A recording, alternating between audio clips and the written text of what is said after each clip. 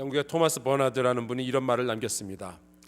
하나님께 가까이 갈수록 우리는 죄에 대해서 민감해진다. 그렇죠?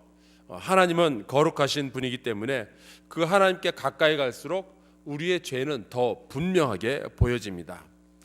그래서 이사야가 하나님의 전에서 하나님을 배울 때 그렇게 통곡하며 두려워했던 거예요. 화로다 나여 죽게 되었도다. 근데 이 말을 바꿔서 말하자면, 만약에 우리가 죄에 대해서 무감각하거나 굉장히 둔하다라는 것은 하나님과 그렇게 거리가 굉장히 가깝지 않고 멀리 있다라는 것을 반증하는 것이기도 합니다. 하나님의 거룩하심이 느껴지기를 주님의 이름으로 축원합니다. 오늘의 예배를 통해서 하나님의 임재하심과 그분의 가까이 계심을 경험할 수 있기를 소원합니다. 우리는 죄를 느끼고 죄를 두려워하고 죄에서 자꾸만 멀어지려고 애를 써야 합니다. 그래야 우리의 영혼이 하나님 안에서 살아서 숨쉴 수 있고 거룩의 능력을 회복할 수 있는 거예요. 그래서 죄는 그 모양이라도 버리려는 노력을 계속하고 있습니다. 오늘은 아내를 무시하는 죄에 대해서 말씀을 드리려고 합니다. 왜 아내를 무시하는 죄에 대해서 말하는가? 저도 잘 모르겠습니다. 이번 사순절을 준비하면서 기도하는 가운데 이 죄를 넣어야 되겠다라는 생각을 했을 뿐이지 왜 넣어야 되는지, 남편을 무시하는 죄는 왜 넣지 않았는지 그런 생각을 안 해봤어요. 게다가 이따가 2부 예배 때는 어린아이들도 앉아 있을 거고, 결혼하지 않은 분들도 여기 계실 거고, 아내를 먼저 떠나보낸 분들도 계실 거고, 또 이혼한 분들도 계시는데 왜 생뚱맞게 아내를 무시하는 죄에 대해서 이야기를 할까? 어쩌면 성령께서 우리 모두에게 말씀하고 싶으신 부분이 좀 있으신 것 같습니다. 혹시 남자 성도들 가운데 이게 너무 억울하신 분이 계시다면은, 교회 오래 다니시다 보면은 언젠가는 제가 남자를 무시하는 것도 죄다라는 설교를 하게 될지도 모르니까 그 설교가 나올 때까지 주일 예배, 새벽 예배, 전 예배, 심야배 빠지지 말고 꼭 나오시길 바랍니다.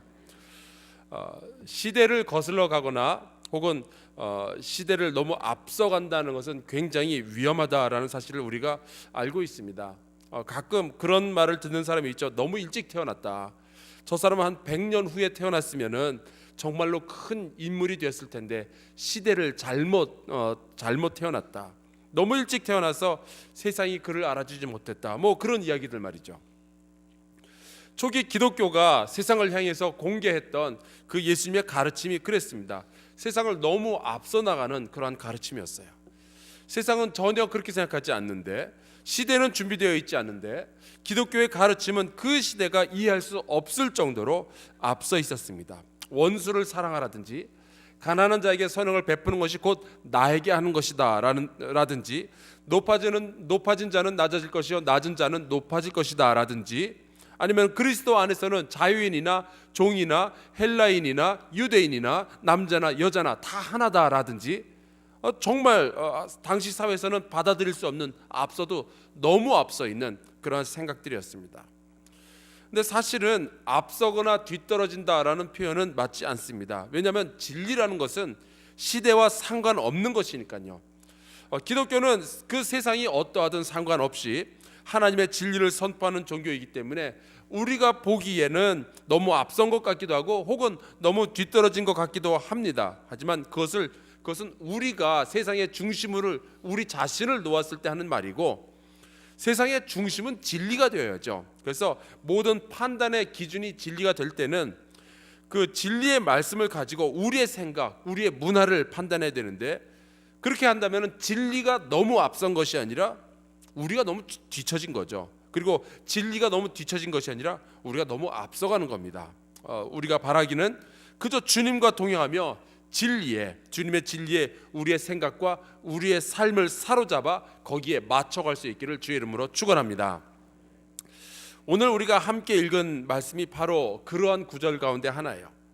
아내를 무시하지 말라라는 말씀은 2000년 전 로마 사회는 준비되어 있지 않은 그러한 말씀이었습니다. 이 구절에 대한 말씀을 나누기 전에 베드로전서 3장에 대한 말씀, 그 앞부분에 나오는 말씀을 좀 나눠야 되겠는데요. 여기에는 한 가정의 남편과 아내가 어떻게 살아야 되는지, 만약에 그들이 예수님을 따르는 제자라면 어떻게 해야 되는지를 가르치고 있습니다. 우선은 아내가 남편에게 어떻게 해야 할지를 보면은 남편에게 순종하라라고 가르치고 있습니다. 베드로는 그것이 믿지 않는 할지라도 그렇게 해야 되며 그것이 그 남편을 전도하는 길이다라고 가르치고 있어요. 예수님을 배신하라는 그러한 남편의 말만 아니라면 남편 앞에서 겸손하고 정결하고 순종적이며 섬기는 모습으로 그 남편을 감동시켜서 그 남편이 주님을 믿게 하는 것이 얼마나 멋진 일인가라는 것을 이 베드로가 이야기하고 있습니다. 사실 이 부분은 그 당시의 사회는 잘 알고 있는 내용이고 별로 충격적인 내용이 아닙니다. 로마 사회도 또 유대인의 사회에서도 여자는 남자를 위하여 존재하는 그러한 사람이었어요. 남자들은 자기 마음대로 여자를 골라서 결혼할 수도 있었고 필요하다면 여자를 마음대로 버릴 수도 있었습니다. 그저 이혼 증서 하나만 달랑 써주면 모든 것이 해결이 된다는 것이 유대인의 율법이었어요. 그런데 그 이후에 믿는 남편이 아내에 대해서 어떻게 해야 되는지를 말씀하는데 그것이 바로 오늘 같이 우리가 읽은 7절 말씀입니다. 여기에서는 남편이 아내의 가치를 모르고 무시하는 것은 하나님과의 관계를 망치는 일이 된다라고 분명히 적고 있어요. 이것이 당시의 사회에서는 충격적인 이야기였습니다. 남편은 아내에게 아무렇게나 대하고 종처럼 부려도 되는 줄 알았어요. 아내는 그렇게 막대할 수 있는 사람이 아니며 혹시 아내를 무시하고 막 대하면은 그것은 남편으로 하여금 하나님과의 대화가 끊어지게 되는 결과를 낳게 된다라는 것이 이 베드로의 가르침입니다. 당시의 사회는 준비되지 않았어요. 너무 앞서가는 말씀이었습니다. 그런데 그게 어떻게 해서 죄가 될까요? 남편이 아내를 무시하는 게 왜 죄가 될까요? 가장 처음으로 우리가 눈여겨보아야 할 것은 베드로가 지식을 따라 너희 아내와 동거하라고 말한 대목입니다. 이 지식이라는 것은 예수님의 가르침을 의미하는 거예요.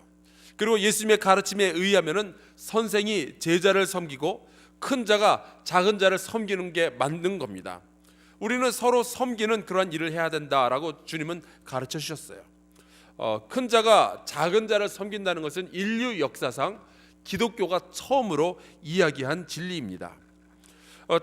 단지 그 선생과 제자 사이에서만이 아니라 가족 구성원에도 항상 적용되는 그런 말씀이에요. 당연히 남편과 아내 사이에도 이런 말씀이 적용돼야죠.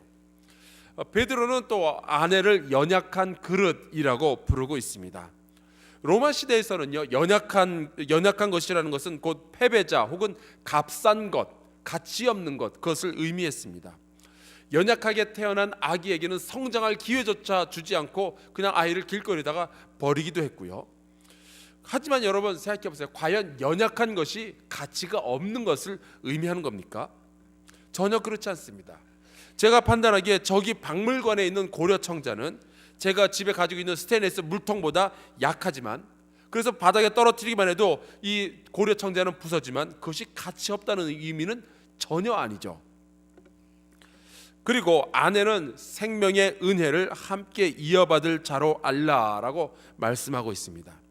하나님 앞에서 남자와 여자의 구별이 없다라는 뜻이죠.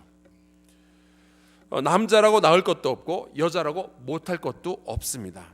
그분이 남자와 여자를 구별치 않으시고 생명의 은혜를 함께 이어받게 하시는 존귀한 존재로서 하나님께서 바라보시는데, 감히 어떻게 남편이 아내를 구별하여 여자는 남자보다 열등하다느니 그런 생각이나 이야기를 할 수 있겠어요? 만약에 그런 말이나 행동을 보인다면 그것은 죄가 되는 것이 분명합니다. 사람들 앞에서는 혹시 아닐지 모르겠지만 하나님 앞에서는 분명한 죄가 됩니다. 우리는 서로를 바라볼 때 그가 나보다 약하다라는 생각을 해야 됩니다. 왜냐하면 그때만 내가 그를 섬길 만한 충분한 이유가 생겨나기 때문이에요. 에베소서 5장 28절에 바울이 이렇게 말합니다. 이와 같이 남편들도 자기 아내 사랑하기를 자기 자신과 같이 할지니 자기 아내를 사랑하는 자는 자기를 사랑하는 것이라. 고린도전서 7장 3절에는 이런 말씀이 있죠. 남편은 그 아내에 대한 의무를 다하고, 그 의무라는 것은 오늘 말씀에서 보시는 바와 같이 아내와 동거하고 그 아내를 귀히 여기는 겁니다. 이 의무를 다하지 못했을 때 그것이 죄가 된다는 것은 너무나 당연한 논리가 되는 거죠. 자녀가 부모로부터 받을 수 있는 가장 큰 선물은요, 부부가 서로 사랑하는 거예요.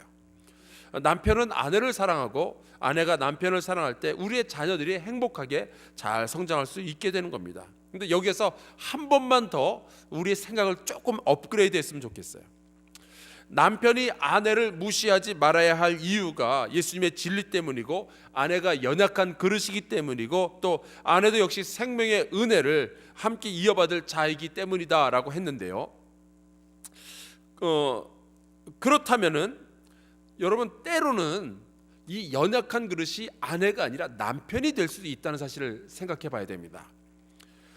직장에서 무시당했을 때, 남들과 비교해서 월등하지 않았을 때, 건강이 악화되었을 때, 혹은 사업이 어려워서 정말 힘들 때, 그는 남자지만 혹은 그가 좀 체격적으로 좀 클지 모르겠지만 굉장히 연약한 그릇으로 변할 수 있습니다. 여러분들 알고 계시잖아요. 때로는 우리의 자녀가 연약한 그릇이 될 때가 있습니다. 저는 요즘에 청소년처럼 참 힘든 세대가 없다고 봐요. 아침부터 밤까지 학교에 다니고 학원에 다니는 것도 참 힘들지만 정말 힘든 것은 아침부터 밤까지 눈 뜨고 그리고 다시 잠자리에 들 때까지 친구들과 비교당하는 겁니다. 그 아이의 가치와 그 아이의 재능은 무시당하고 오직 성적으로만 비교당하며 그 아픔을 심지어 부모에게도 말하지 못하는 이 청소년들이 정말 연약한 그릇이 되어 있어요. 그래서인지 참 쉽게 아이들이 깨집니다. 때로는 우리의 부모가 연약한 그릇일 수도 있습니다. 예전에는 나이가 들수록 존경을 받았지만 요즘은 나이가 들수록 대접받기 힘들어진 그런 시대가 되었어요. 오히려 자식들의 짐처럼 여겨지기도 하고요. 또 나의 형제가 그 연약한 그릇일 수도 있습니다. 내 가족들 중 그 누구라도 연약한 그릇이 되어 정말 아슬아슬한 시간을 보낼 수 있습니다. 우리가 정하는 어떤 스탠다드에 미치지 못하는, 그래서 심적으로나 영적으로나 육적으로나 여러 가지로 부족하고 연약해지는 그런 순간들이 찾아옵니다. 예수께서는 그 약한 자를 강한 자가 섬기고 돌보아야 된다라고 말씀하셨다면 당연히 가족 가운데서, 내 사랑하는 가족 가운데서 약한 자를 무시하는 바로 그것은 죄가 되는 것이 맞습니다. 그리고 그 죄의 결과는 하나님과의 소통이 막히게 되는 거예요. 사랑하는 성도 여러분, 혹시 아내를 무시하고 있지 않습니까? 남편을 무시하고 있지 않습니까? 자녀가 공부 못한다고, 뭘 못한다고 무시하고 있지 않습니까? 혹시 부모님이 경제적인 능력이 없다고 무시하고 있지 않습니까? 그들의 가치는 그들의 능력에 있는 것이 아니라 그들에게 부어진 하나님의 생명의 은혜에 있음을 믿으시기를 주의 이름으로 축원합니다. 그들을 무시한다는 것은 그들에게 생명의 은혜를 부어주신 하나님을 무시하는 일입니다. 그리고 그것이 우리의 기도를 막는 결과를 나타내는 거죠. 회개해야 할 죄입니다.